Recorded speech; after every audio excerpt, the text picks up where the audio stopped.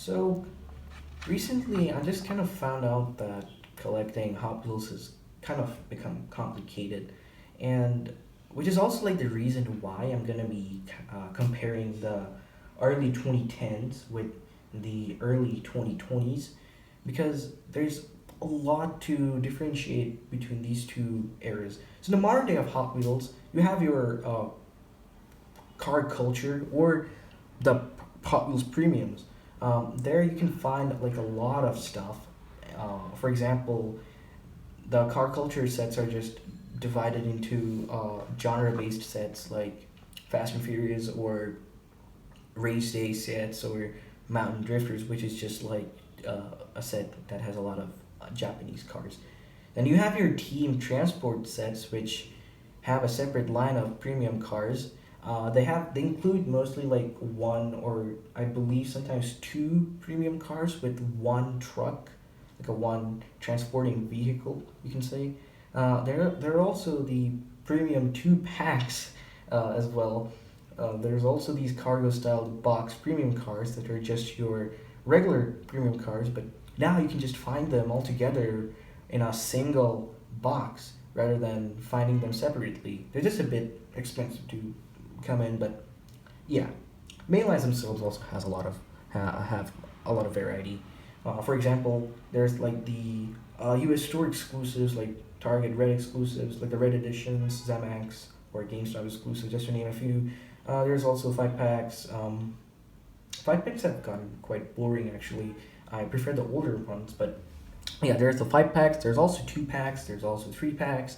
There's also similar to Team Transport, but those are for children. I would say most of them just include a lot of fantasy vehicles.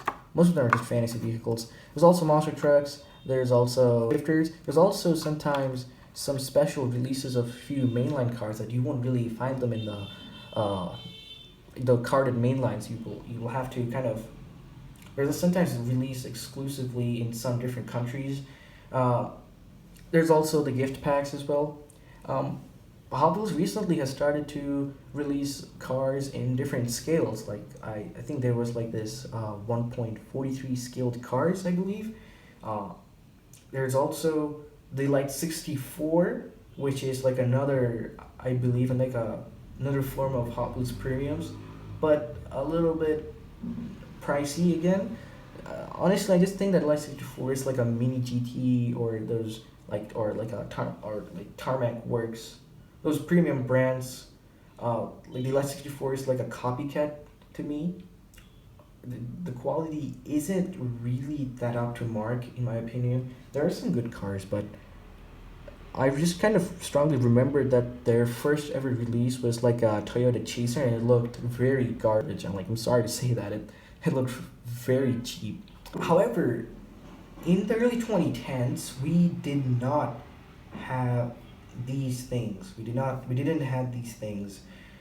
We just had the main lines, a few five packs, a few special releases, of course. The U.S. store exclusives existed, um, and that's pretty much it. There were like a lot of, you know, a lot of track sets that were being released during that time. Um, I saw a lot of videos over YouTube that they were like about people reviewing a lot of Hot Wheels track sets that came out in the early 2010s, and we're not gonna go into that. But yeah, back in the day, we just had mainlines as our primarily, and as our uh, primer focus, you can say.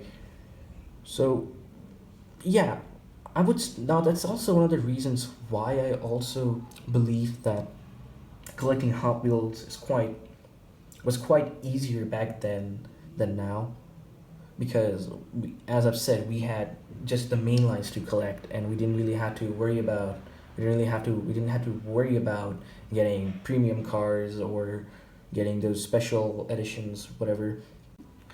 And my last point would be how was like the collecting environment back then. So I think this is just my theory, but I just think that we didn't have much of those resellers or those scalpers uh, as we do now back in the day. Um, you see, like the cars that that are like insanely hyped now, like the Skyline GTR or the Mazda RX-7 or the Datsun 510. Those cars were like new back in those days, early 2010s. The Skyline, I believe the R34 was first released in the late 2000s or early 2010s, and back then, nobody, everyone was, yeah, sure, happy, but we didn't really hype it as much as we are doing it now. Uh, Hot Wheels was quite neutral on the car too, so they just kind of released basic versions at first. But after their Fast and Furious release, they saw the amount of money they generated from that one singular car. I also forgot to mention the Toyota Supra. Yeah, that thing released in 2014. I think it was released in 2013 or 2014. Yeah, um, that car was first released in like a Fast and Furious, the Paul Walker's variant, and they quickly saw how much money they generated from the Toyota Supra, so they just kind of decided to release this Toyota Supra each and every single year after its debut, and yeah, they made a lot of money. Yay! That was kind of cringe, but yeah, my point is like the cars that are insanely hyped right now or today, were just basically new back in the day. Nobody really cared about them exactly. Um, Everyone was quite neutral on those cars. There were like other popular models too. There were other popular models to collect during those times.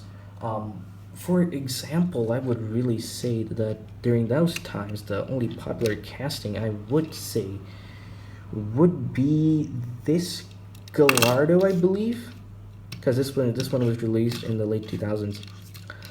There's another casting. It was called the Ford Fiesta.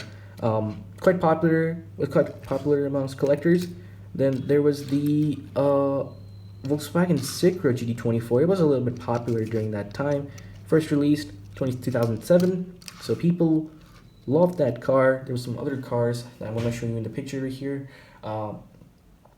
Yeah, and as I've said, there wasn't much more scalpers and resellers as we do now.